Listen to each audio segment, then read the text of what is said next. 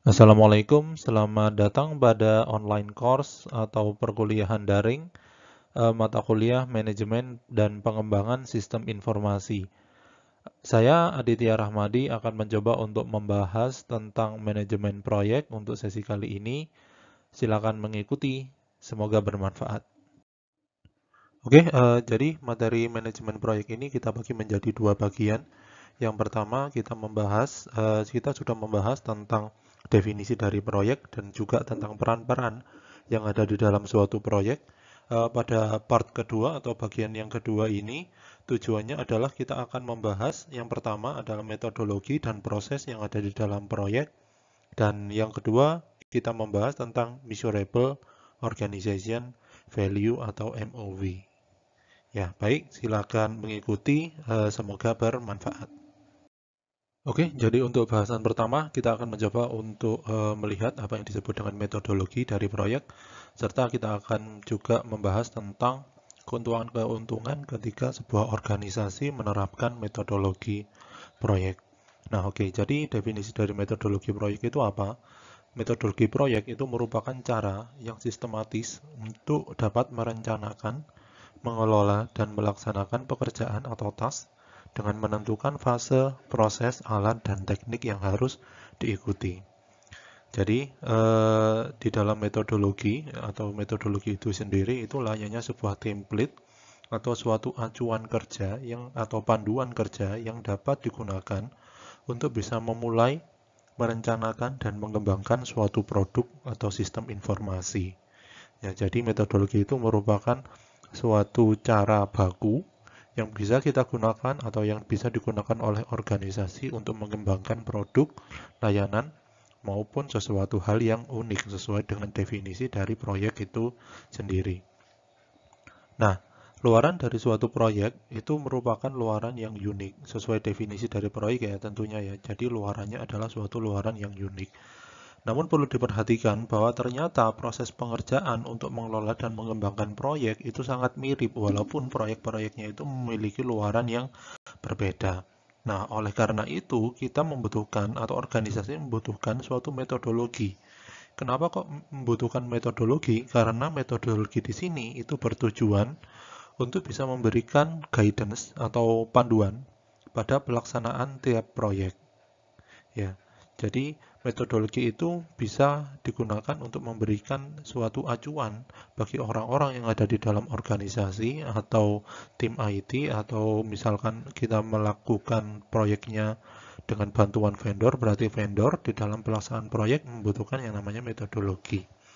Nah, metodologi yang digunakan atau yang diacu ini harus merupakan suatu metodologi atau harus di dalamnya terdapat suatu cara yang baku atau yang disebut dengan suatu standar sehingga dapat digunakan nantinya dan dapat diadaptasi sesuai dengan kebutuhan tanpa harus membuat sesuatu yang unik untuk setiap proyek. Ya, jadi di sini kita tahu bahwa ternyata metodologi memiliki beberapa tujuan. Tujuannya itu adalah untuk memberikan suatu guidance di dalam pelaksanaan proyek. Nah, panduan atau guidance ini itu harus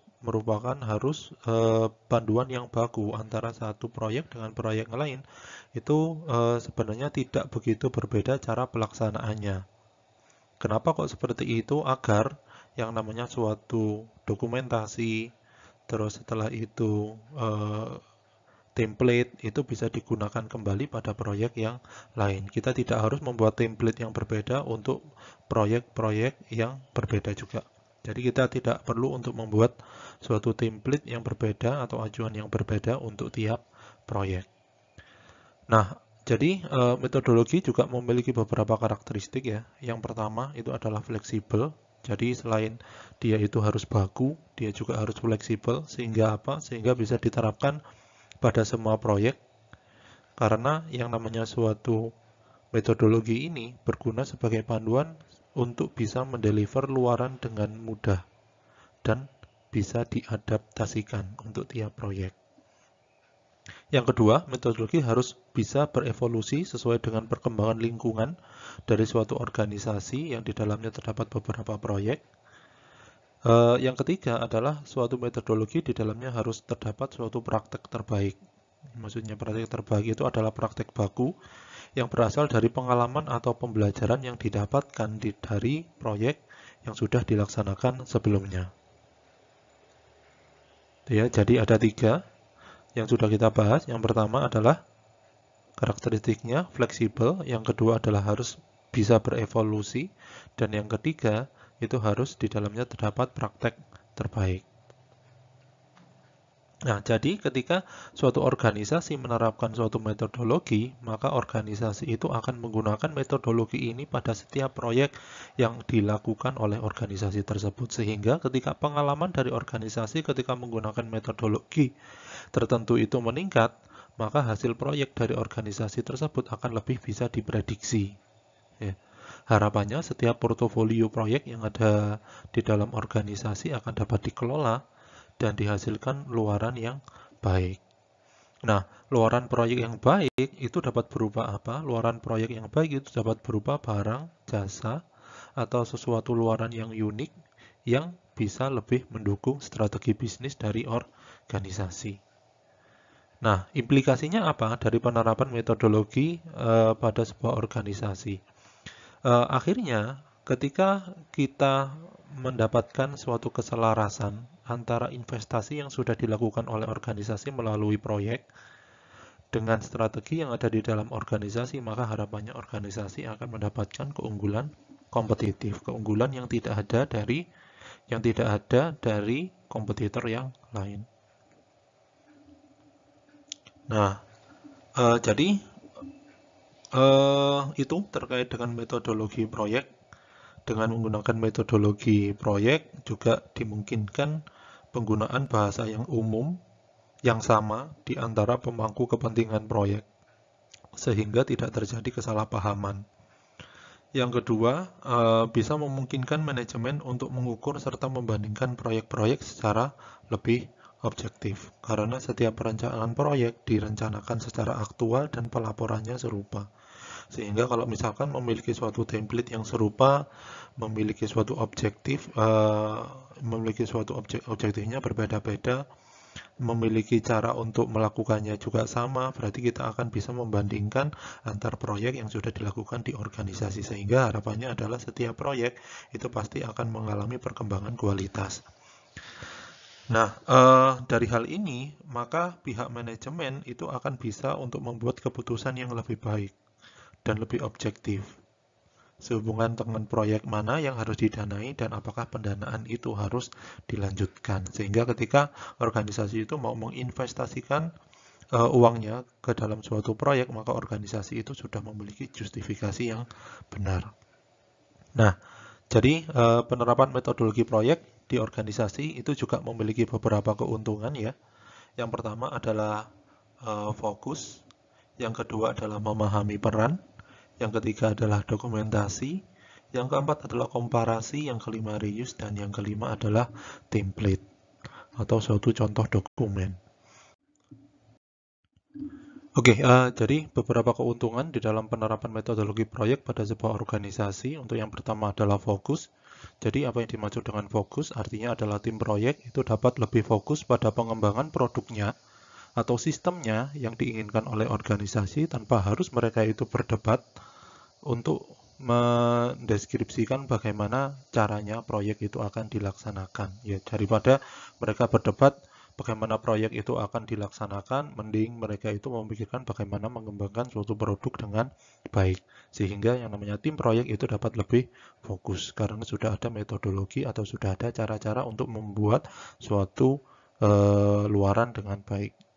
Yang kedua adalah memahami peran. Jadi dengan adanya metodologi proyek ini, maka pemangku kepentingan itu akan dapat memahami peran dari masing-masing dan tanggung jawabnya. Sehingga yang namanya tanggung jawab dan peran ini akan dapat digunakan untuk proyek-proyek yang ada di masa depan. Ya, jadi digunakan kembali yang namanya peran dan tanggung jawab ini untuk diterapkan di proyek yang ada di masa depan. Yang ketiga adalah dokumentasi. Jadi pengalaman yang didapatkan di dalam dokumentasi itu akan dapat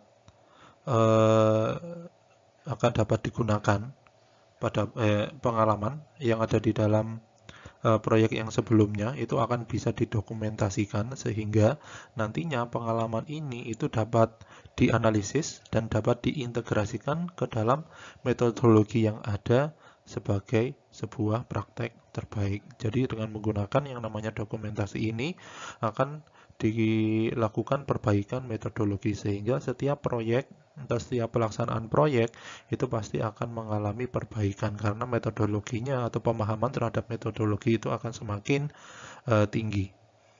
Harapannya itu adalah keberhasilan yang ada yang sudah dilakukan di proyek yang sebelumnya itu akan dapat diulang pada proyek yang selanjutnya. Yang keempat adalah komparasi.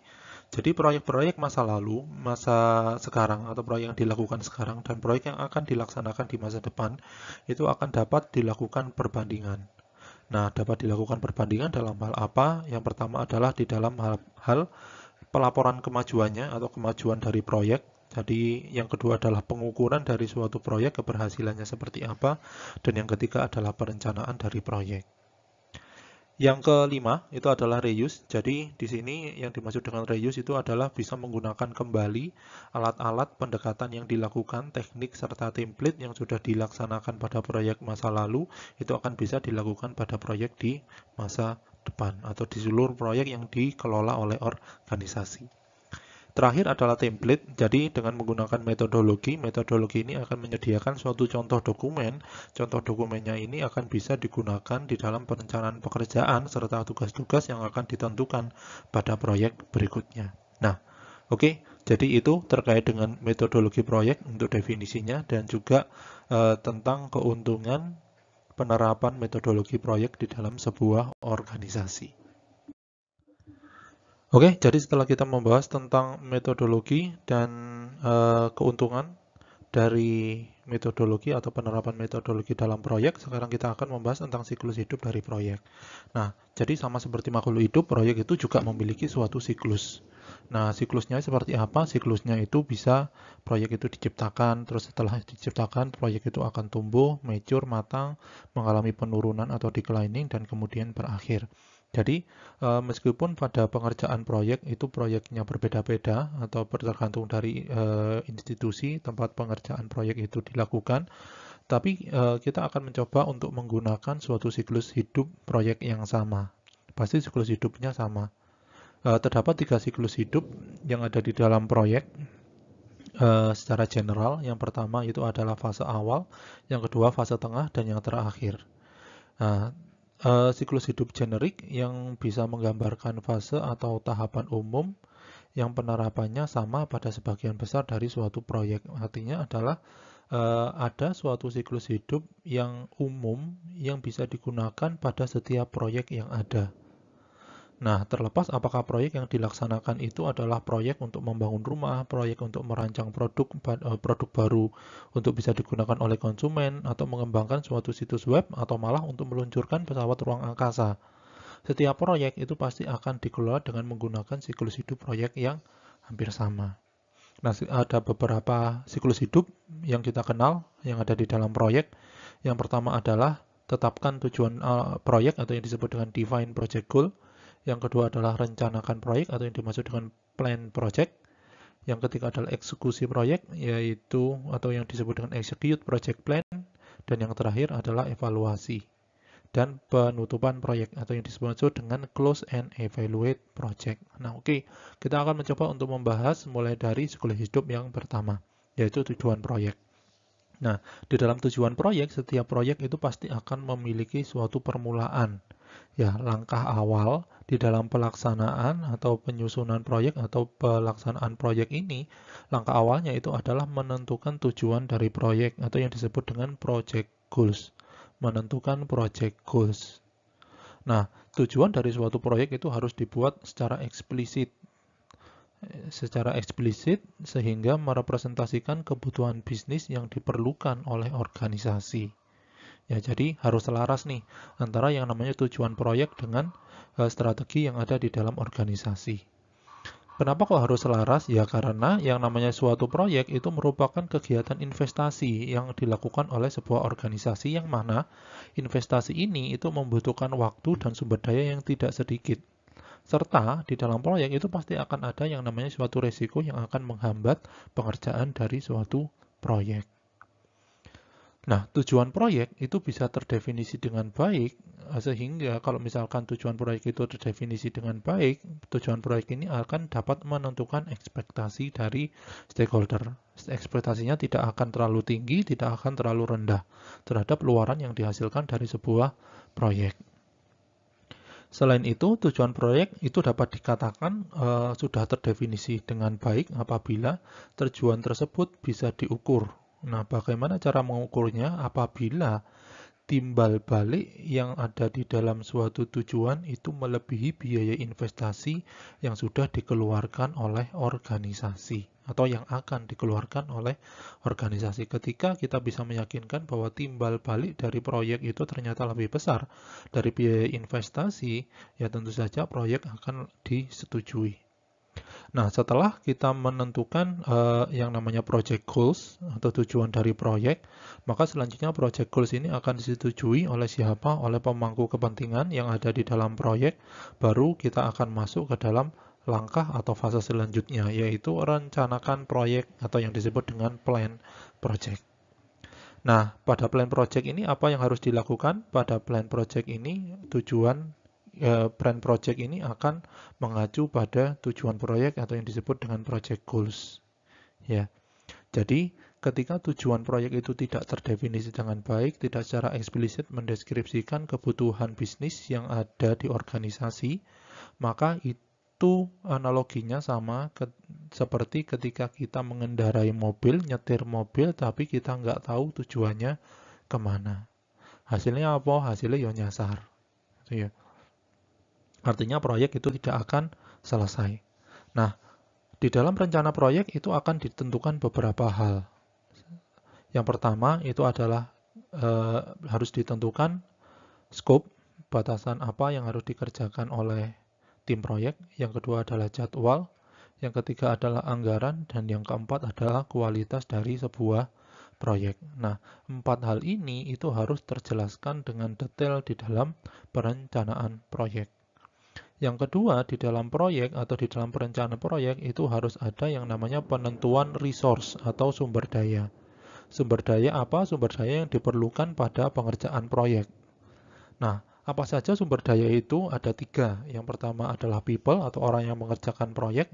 Yang kedua adalah fasilitas, bisa berupa sarana dan prasarana di dalam pengerjaan proyek atau tools yang bisa digunakan di dalam pengerjaan proyek. Dan yang ketiga itu adalah teknologi. Yang ketiga yang harus ada di dalam perencanaan proyek itu adalah menentukan kontrol. Apa yang dimaksud dengan kontrol? Yang dimaksud dengan kontrol itu suatu rencana kegiatan untuk bisa melakukan pengawasan agar proyek itu sesuai atau pelaksanaan proyek itu sesuai dengan tujuan. Nah, dengan menggunakan kontrol ini, maka tim proyek atau project manager atau PM akan bisa mengawasi pekerjaan proyek. Apakah pekerjaan proyek itu memang dilaksanakan sesuai dengan tujuan atau sasarannya? Tentu saja dengan menggunakan suatu sumber daya yang ada. Nah, selain itu, di dalam yang namanya kontrol itu juga harus termuat yang namanya risiko yang terjadi di dalam suatu proyek serta penanganannya seperti apa. Yang kedua adalah perubahan yang terjadi di dalam proyek, perubahan karena ada kebutuhan baru dari customer di tengah maupun di akhir pengerjaan proyek. Dan yang terakhir adalah pola komunikasi antara pemangku kepentingan yang ada di dalam proyek. Maksud dari pola komunikasi ini apa? Maksud dari pola komunikasi ini adalah kapan kita melakukan rapat, notulensinya apakah harus dicatat atau tidak, bagaimana kita akan melaksanakan brainstorming teknis untuk melakukan yang namanya brainstorming dan sebagainya. Artinya kita tentukan apa yang harus kita lakukan di dalam berkomunikasi antara pemangku kepentingan dan tim proyek. Yang ketiga adalah laksanakan proyek atau yang disebut dengan execute project plan. Jadi di sini pada perencanaan atau planning atau project plan yang sudah kita susun itu harus sudah disepakati oleh pemangku kepentingan. Kalau misalkan perencanaan itu belum disepakati oleh setiap pemangku kepentingan yang ada di dalam proyek, maka kita tidak akan bisa melaksanakan eksekusi dari proyek tersebut. Nah, pada fase ini itu memiliki suatu fokus untuk melakukan beberapa langkah rekayasa Langkah-langkah rekayasa yang akan dilaksanakan pada fase ini seperti desain, pembangunan, dan delivery dari suatu produk, layanan, serta sistem yang bisa dihasilkan sebagai luaran dari sebuah proyek. Nah, pada fase ini akan dilakukan perbandingan. Juga akan dilakukan suatu kegiatan yang dimaksud dengan perbandingan. Yang akan dibandingkan itu apa? Yang akan dibandingkan itu adalah rencana proyek yang sudah disusun dengan pelaksanaannya yang real di dalam pengerjaan proyek. Nah, tujuannya apa? Dilakukan perbandingan antara rencana dengan pelaksanaan secara real. Tujuannya adalah untuk mengontrol terjadinya risiko di dalam suatu proyek, serta untuk melihat apakah suatu proyek itu sudah berjalan sesuai dengan rencana yang ada. Nah, pada fase ini, yaitu pelaksanaan proyek atau execute project plan, tim proyek itu harus mendeliver beberapa luaran yang disepakati. Luarannya itu bisa berupa produk, layanan, atau sistem informasi yang memang diperlukan bagi organisasi. Oke, jadi yang terakhir pada siklus hidup proyek adalah close and evaluate proyek. Nah, apa yang dilakukan pada close dan evaluate proyek pada fase ini, ya sebelum kita ngomong tentang close and evaluation proyek, kalau misalkan proyek itu memiliki awal, pasti proyek itu akan memiliki akhir ya. Jadi, awalnya tadi itu ada di dalam define project goal, akhirnya ada di dalam close and evaluate proyek atau fase close and evaluate proyek. Nah, pada fase akhir ini itu akan dipastikan apakah seluruh pekerjaan itu apakah memang sudah diselesaikan sesuai dengan kesepakatan bersama atau tidak. Kesepakatan antara siapa, antara tim proyek, antara sponsor dan pemangku kepentingan yang lain. Nah, pada fase ini itu juga akan dilakukan kegiatan tinjauan untuk melihat apakah memang tujuan dari proyek itu sudah terpenuhi. Selain itu, juga dilakukan kegiatan analisis dan dokumentasi terhadap setiap pengalaman dan pembelajaran yang didapatkan pada suatu proyek. Sehingga dokumentasi ini akan bisa digunakan untuk meningkatkan kualitas pada proyek di masa mendatang.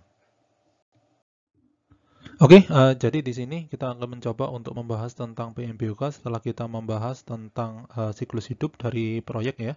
Jadi apa sih yang dimaksud dengan PMBOK? Kepanjangannya dulu ya.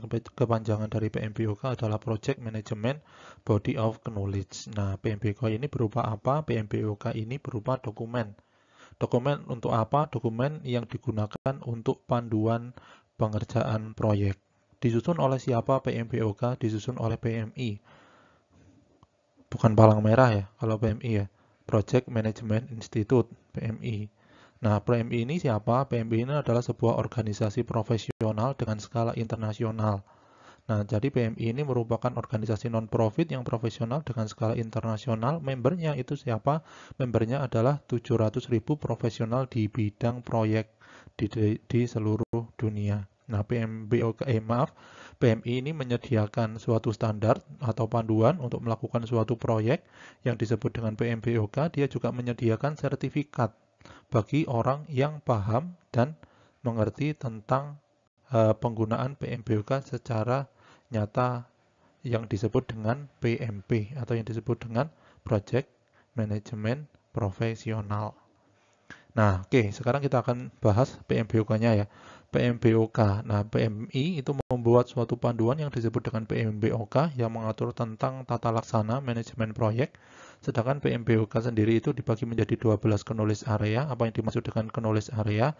Yang dimaksud dengan knowledge area itu adalah suatu konsep yang harus ada dan diterapkan di dalam pengerjaan proyek.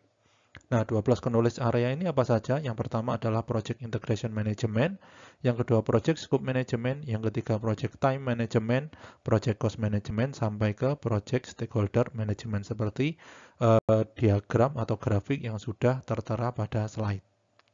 Oke, kita akan coba bahas satu persatu dari 12 knowledge area ini secara general saja. Yang pertama adalah integration management. Nah, berguna untuk apa integration management? Jadi integration management ini berfokus untuk mengkoordinasikan perencanaan proyek, untuk mengkoordinasikan kegiatan pembangunan, eksekusi, dan penerapan kontrol terhadap setiap perubahan yang muncul di dalam pengerjaan proyek. Nah, itu yang disebut dengan integration. Berarti change management ada di dalam mana? Change management itu ada di dalam project integration management. Yang kedua adalah scope management. Apa yang dimaksud dengan scope management? Jadi di dalam scope management,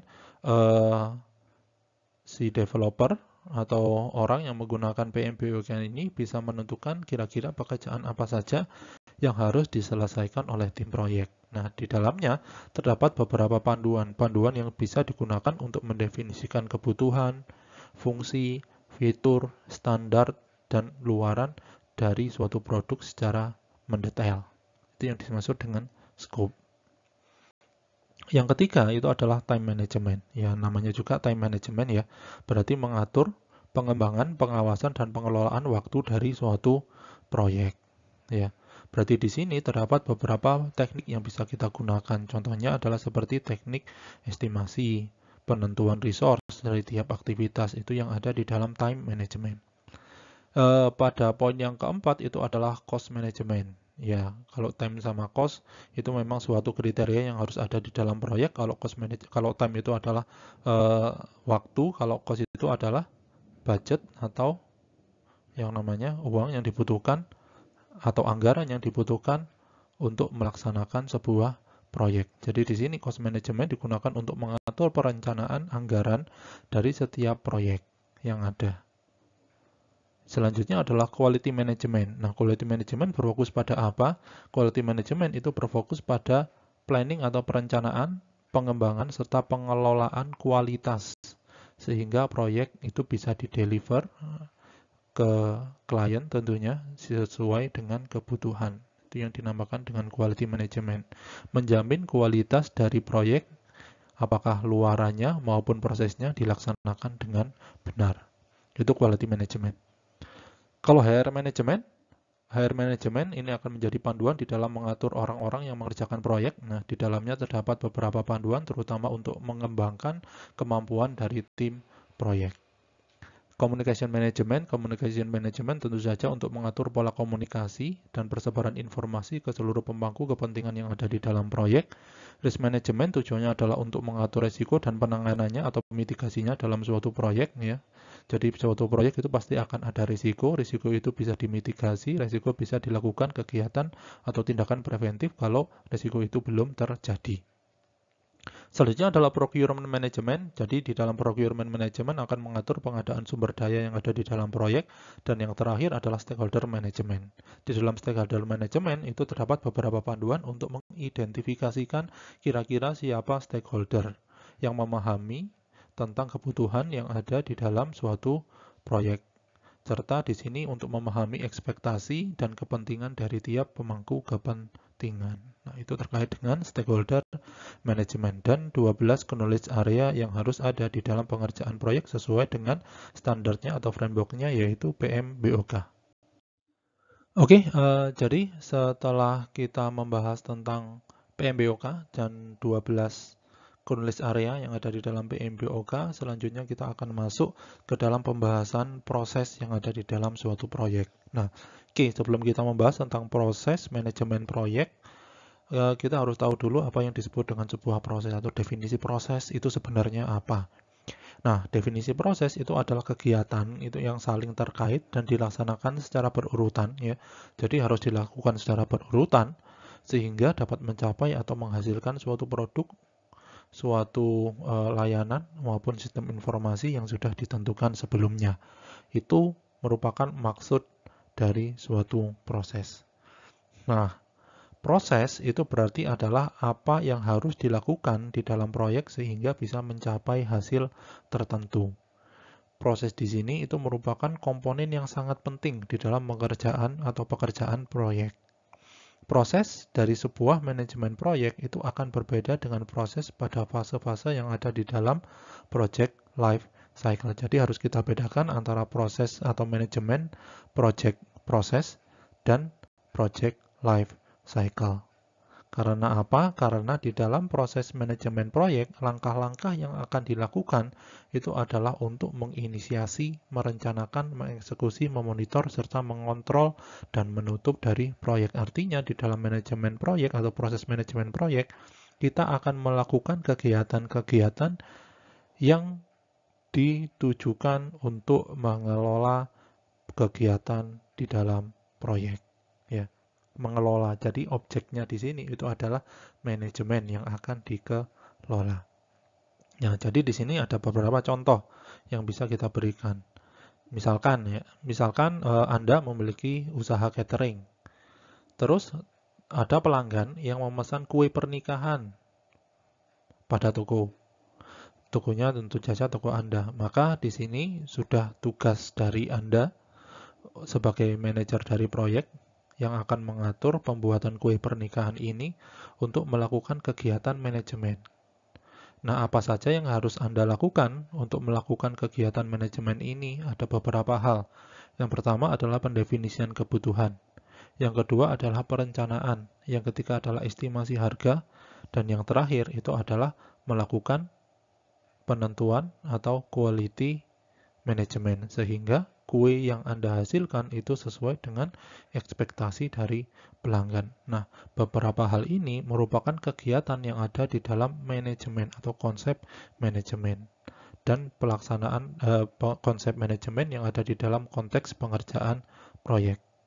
Nah, sedangkan pada kasus ini proses yang berorientasikan ke pengembangan produk itu tentunya akan mengatur hal-hal teknis. Seperti apa? Seperti penentuan resep, menentukan bahan, menyiapkan alat yang dapat digunakan untuk membuat kue tadi. Sehingga kegiatan-kegiatan ini itu akan mengatur atau kegiatan pengembangan produk itu akan mengatur dan mengeksekusi hal-hal teknis yang ada di dalam manajemen proyek. Jadi di sini dapat disimpulkan bahwa ternyata yang namanya pengembangan produk itu ada di dalam manajemen proyek. Proses pengembangan produk itu ada di dalam manajemen proyek atau proses manajemen proyek. Nah, bagaimana pada suatu kegiatan yaitu pengembangan produk atau proyek IT? Apa yang harus dilakukan? Apakah kita harus melaksanakan manajemen proyek atau kita harus melakukan yang namanya manajemen atau pengembangan produk? Ya, dua-duanya yang harus dilakukan. Kalau kita cuma melaksanakan manajemen proyek saja, ya kita tidak akan mendapatkan atau menghasilkan luaran berupa proyek itu sendiri atau berupa barang atau aplikasi yang dibutuhkan oleh klien. Begitu juga ketika kita cuma melakukan yang namanya pengembangan produk, tidak melaksanakan kegiatan manajemen proyek, maka kita akan melakukan kegiatan-kegiatan proyek yang mana kegiatan proyek itu mungkin saja waktunya tidak terbatas. Dan yang namanya kebutuhan itu akan selalu berkembang mengikuti kebutuhan dari user. Tidak akan selesai-selesai proyeknya. Oleh karena itu, di dalam proyek IT, kedua hal ini harus dilakukan secara komplementer. Baik itu manajemen oriented proses atau manajemen proyek maupun pengembangan produk, itu harus dilakukan dengan baik dan terintegrasi. Nah, oke, jadi dari gambar atau diagram yang ada di slide, di situ terdapat 5 kumpulan proses yang harus ada di dalam manajemen proyek. Yang pertama adalah initiating, yang kedua adalah planning, ketiga executing, keempat controlling, dan yang kelima adalah closing. Nah, dapat dilihat pada diagram yang ada di slide bahwa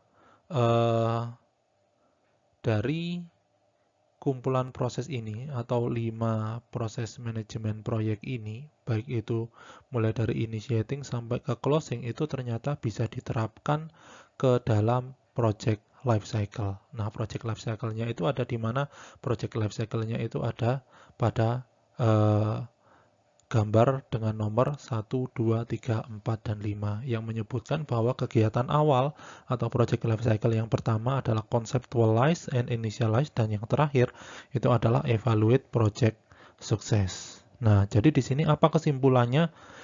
Bisa ditarik kesimpulan bahwa tiap fase atau aktivitas yang ada di dalam PLC atau project life cycle di dalamnya itu dapat melibatkan seluruh proses manajemen proyek. Ya, jadi di dalam project life cycle Misalkan di dalam fase conceptualize dan initialize itu bisa diterapkan 5 proses manajemen proyek mulai dari initiating, planning, executing, controlling, sampai closing. Nah, contohnya seperti apa? Misalkan seperti ini. Jadi, pada kegiatan develop project charter and plan akan ditentukan suatu estimasi proyek, ya estimasi harga dari proyek. Nah, untuk menentukan estimasi harga yang ada di dalam proyek itu harus dimulai dari kegiatan inisiasi atau initiating. Di dalam initiating akan ditentukan kira-kira proyek yang akan dilakukan estimasi itu proyek apa, MOV-nya itu apa, atau Measurable Organization Value, atau tujuan pengerjaan proyeknya apa, serta siapa yang melakukan estimasi harga. Setelah initiating itu dilaksanakan, selanjutnya adalah planning. Di dalam planning, maka akan ditentukan kira-kira estimasi itu kita akan menggunakan teknik apa. Misalkan kita akan menggabungkan beberapa teknik estimasi seperti estimasi lewat guesstimating, yaitu estimasi berdasarkan pengalaman dari expert digabungkan dengan use case point. Setelah itu ditentukan di dalam planning, selanjutnya kita akan melaksanakan executing. Berarti di dalam eksekusi itu akan dilakukan estimasi sehingga akan keluar yang namanya biaya atau estimasi biaya dari sebuah proyek. Setelah estimasi biaya proyek keluar, selanjutnya itu akan dilakukan closing, yang artinya adalah biaya proyek yang sudah dihasilkan atau estimasi biaya proyek yang sudah dihasilkan itu akan didiskusikan dan disetujui oleh yang namanya pemangku kepentingan yang ada di dalam sebuah proyek. Oke, jadi setelah kita membahas tentang metodologi dan proses yang ada di dalam proyek, serta membahas tentang proses dari manajemen proyek, sekarang kita akan mencoba membahas tentang konsep atau proses di dalam mengelola suatu produk atau membuat suatu produk yang disebut dengan SDLC. SDLC kepanjangannya adalah System Development Life Cycle. Nah, apa yang disebut dengan SDLC? SDLC adalah kegiatan untuk melakukan pembangunan produk, layanan, dan sistem informasi dengan mematuhi suatu siklus hidup dari produk tersebut. Nah, siklus hidup produk itu apa saja? Siklus hidup produk itu yang kita kenal ada 6.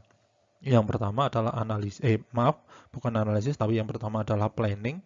Yang kedua adalah analisis, yang ketiga adalah desain, yang keempat implementasi, yang kelima maintenance, dan yang keenam adalah support. Nah, oke. Apa sih yang dimaksud dengan planning? Di dalam planning kita akan lakukan identifikasi permasalahan, dan kita akan rumuskan kira-kira peluang penyelesaian masalah dengan mendeliver produk itu yang seperti apa. Selain itu, pada fase ini itu akan ditentukan metode, alat bantu, proses pembangunan, skop atau batasan, anggaran, dan tujuan dari pembangunan sebuah produk yang ada di dalam proyek. Yang kedua adalah analisis. Nah, apa yang harus dilakukan di dalam analisis?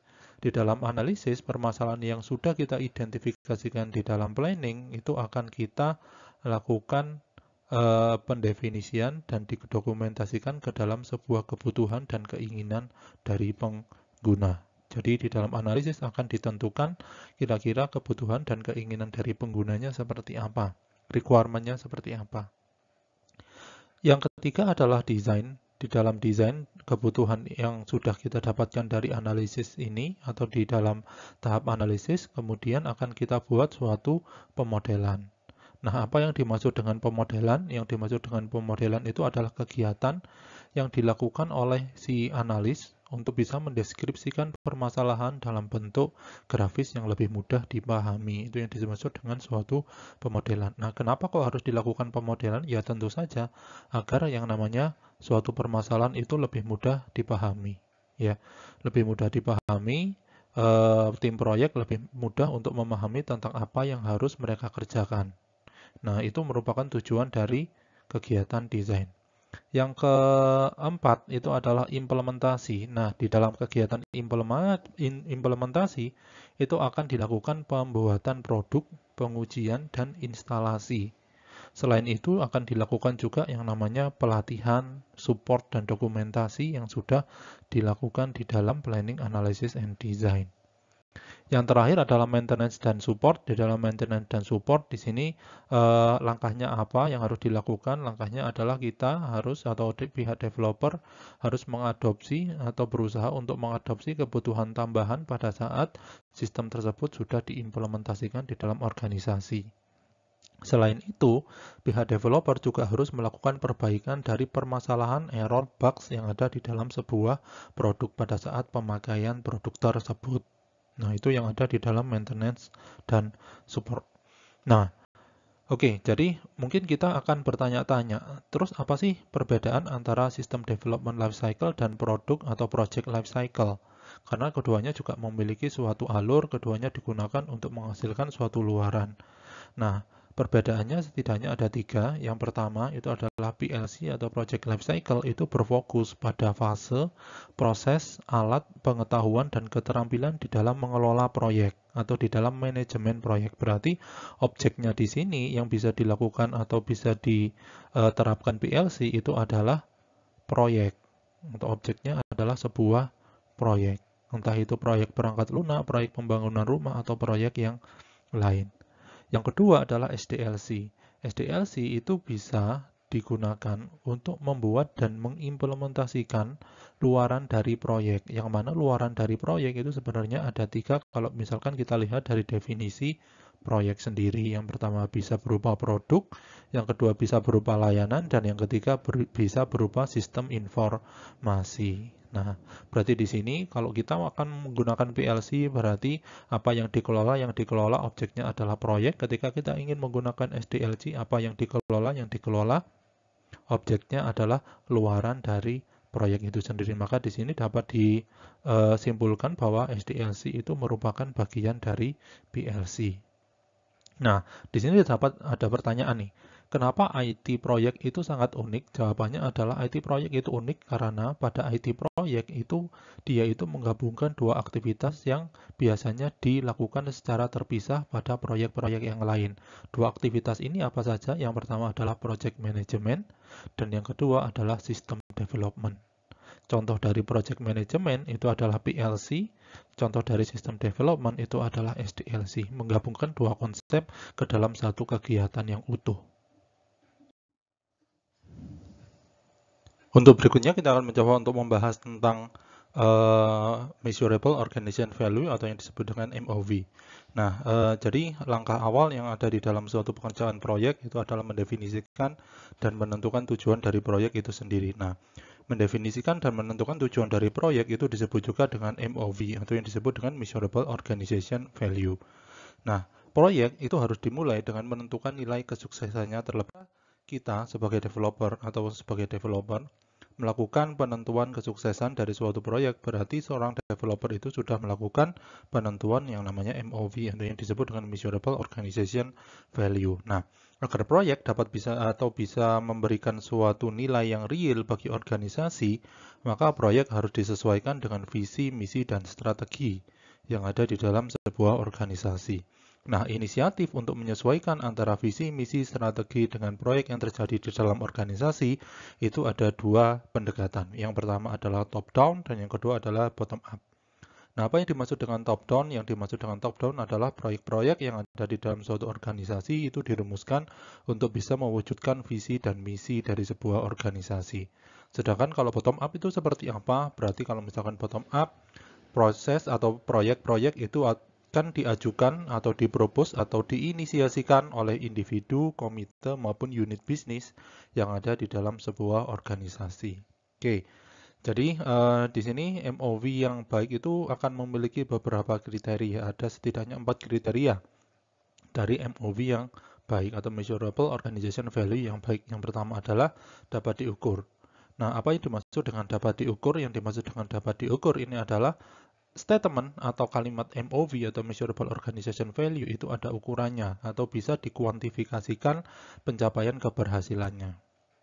Contohnya seperti apa? Contohnya adalah kalau misalkan kita membuat suatu sistem misalkan SIAM. Nah, SIAM nanti ketika sudah dibuat itu nanti tujuannya apa? Nah, tujuan dari SIAM itu nanti akan bisa dilakukan pengukuran.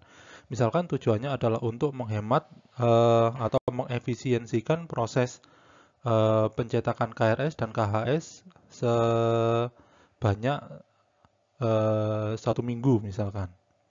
Nah, berarti di sini ketika SIAM itu di-develop dan SIAM itu sudah diimplementasikan, berarti harapannya adalah proses pencetakan KRS dan KHS itu bisa dihemat atau bisa diefisiensikan selama 1 minggu. Nah, di sini harus ada ukurannya yang bisa untuk melakukan penilaian terhadap tujuan tujuan proyek. Yang kedua itu adalah memberikan nilai. Nah, jadi yang kedua yaitu memberikan nilai. Ini maksudnya apa? Maksud dari penentuan MOV yaitu memberikan nilai itu adalah menentukan kira-kira berapa kuantifikasi yang layak agar yang namanya proyek itu dinyatakan sukses. Nah, kalau tadi bahwa untuk membuat suatu SIAM atau membuat suatu kita gunakan contoh yang lain yaitu membuat suatu rumah. Nah, membuat suatu rumah itu ternyata ada nilai atau value yang bisa dihasilkan dari proses atau proyek untuk membuat suatu rumah. Jadi nilainya itu misalkan adalah rumah bisa di tempat tinggali selama 10 tahun ke depan. Berarti di sini 10 tahun itu merupakan nilai yang ditetapkan atau disematkan pada suatu proyek pembangunan rumah. Ketika ternyata rumahnya itu roboh dalam 5 tahun pemakaian, maka di sini berarti proyek itu tidak berhasil.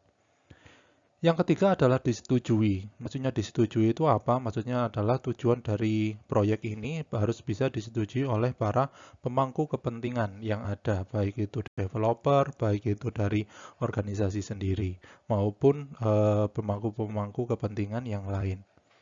Dan yang terakhir, di sini dapat dibuktikan atau bisa diverifikasi. Maksudnya bisa diverifikasi apa? Maksudnya bisa diverifikasi adalah MOV itu nanti akan bisa terdefinisikan ke dalam sebuah justifikasi tertentu. Maksudnya adalah ketika suatu proyek itu sudah diimplementasikan, sudah diinstalasi, maka kita tinggal melihat apakah pelaksanaan dari proyek atau hasil dari proyek itu sudah sesuai dengan tujuan yang ada di awal. Itu yang bisa dimaksud dengan dapat dibuktikan. Selain itu, di dalam pengerjaan proyek pasti akan ada yang namanya deliverable, baik itu berupa dokumen maupun berupa produk itu sendiri. Nah, produk maupun dokumen ini nanti akan bisa menjadi suatu bahan atau evidence untuk melakukan pengujian apakah proyek itu sudah dibangun dengan menggunakan kaidah yang baik.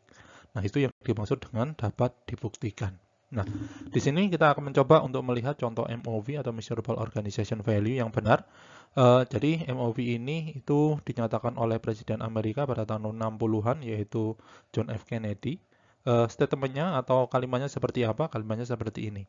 Jadi tujuan dari proyek ini adalah untuk mendaratkan manusia di bulan dan memulangkannya dengan selamat pada akhir dekade ini. Nah, di sini kita bisa melihat dan melihat dan mengukur bahwa ternyata dari statement MOV ini mengandung beberapa kriteria yang sudah kita sebutkan tadi. Yang pertama dapat diukur. Bisa nggak yang namanya statement yang diutarakan oleh Presiden Kennedy ini dapat diukur? Bisa. Dari mana? Dari memulangkannya dengan selamat pada akhir dekade ini. Jadi tahun 70-an berarti kita sudah harus membuat suatu teknologi atau NASA harus membuat suatu teknologi yang bisa mengirimkan manusia ke bulan dan mendaratkannya dan memulangkannya dengan selamat hanya dalam waktu 10 tahun. Berarti bisa diukur. Apakah dapat dinilai? Ya dapat dinilai. Ya, jadi kalau misalkan ternyata pada tahun 70-an ternyata tidak bisa mengirimkan dan mendaratkan manusia di bulan, maka proyek ini akan tidak berhasil. Nah, itu contoh dari yang namanya suatu MOV atau statement atau kalimat MOV yang sesuai dengan kriteria. Setelah kita membahas tentang konsep yang ada di dalam MOV serta kriteria dari MOV yang baik, sekarang kita akan mencoba untuk membahas langkah-langkah yang harus dilakukan di dalam perumusan MOV atau Measurable Organization Value. Nah, setidaknya ada 6 langkah yang harus dilakukan oleh tim proyek untuk bisa merumuskan MOV bersamaan dengan pemangku kepentingan yang lain. Yang pertama itu adalah identifikasi dampak yang diinginkan. Identifikasi kira-kira dari proyek ini akan memberikan suatu nilai kemana, gitu ya. Apakah di sini akan mengurangi cost atau biaya untuk melakukan produksi atau mengurangi penggunaan kertas. Nah, itu tergantung dari jenis proyeknya sendiri. Yang kedua adalah identifikasi nilai yang dapat dihasilkan dari pengerjaan proyek. Berarti di sini dapat diukur nilainya kira-kira yang akan menjadi tujuan dari proyek ini seperti apa. Yang ketiga adalah mengembangkan ukuran atau matrik yang sesuai ya. Jadi mengembangkan ukuran atau matrik yang sesuai, kita akan mencoba untuk mengkuantifikasikan keberhasilan dari proyek. Itu yang ada di dalam mengembangkan ukuran atau matrik yang sesuai, serta membuat suatu instrumen agar proyek ini bisa dinilai keberhasilannya atau tidak. Itu ada di poin yang ketiga. Pada poin yang keempat adalah tentukan waktu pencapaian target. Ingat bahwa pembuatan suatu proyek atau pengerjaan proyek itu dibatasi oleh time frame atau waktu. Maka di sini kita harus menentukan kira-kira waktu yang tepat untuk menyelesaikannya seperti apa. Yang kelima adalah mendapatkan persetujuan dari pemangku kepentingan. Jadi setelah MOV itu dirumuskan dan dijadikan sebagai sebuah statement atau setidaknya draft yang akan dijadikan suatu statement MOV, maka kita harus mendapatkan persetujuan dari setiap pemangku kepentingan yang ada di dalam proyek. Dan yang terakhir, MOV ini itu harus disimpulkan ke dalam sebuah kalimat yang jelas dan ringkas, tidak ambigu, tidak menimbulkan kesalahpahaman. Oke, jadi kita sudah sampai akhir ya. Kita sudah sampai akhir pada perkuliahan online untuk materi manajemen proyek. Jadi ini data referensi yang bisa kita gunakan. Yang pertama kita ambil dari Jack Marzuka dengan judul buku yaitu Information Technology Project Management Providing Measurable Organization Value 5 edition yang ditulis pada tahun 2016. Penerbitnya adalah Wiley dari Amerika Serikat. Dan yang kedua adalah dari buku yang ditulis oleh Gary L. Ricardson dan Brad M. Jackson dengan judul Project Management Theory and Practice 3rd edition tahun 2019. Publishernya adalah Taylor and Francis Group Amerika Serikat. Oke, jadi kita sudah membahas ada 2 subbahasan pada sesi perkuliahan online dengan materi manajemen proyek kali ini. Yang pertama adalah tentang metodologi yang ada di dalam proyek dan yang kedua adalah measurable organization value. Oke. Jadi semoga apa yang sudah kita bahas tadi bermanfaat. Sekali lagi terima kasih.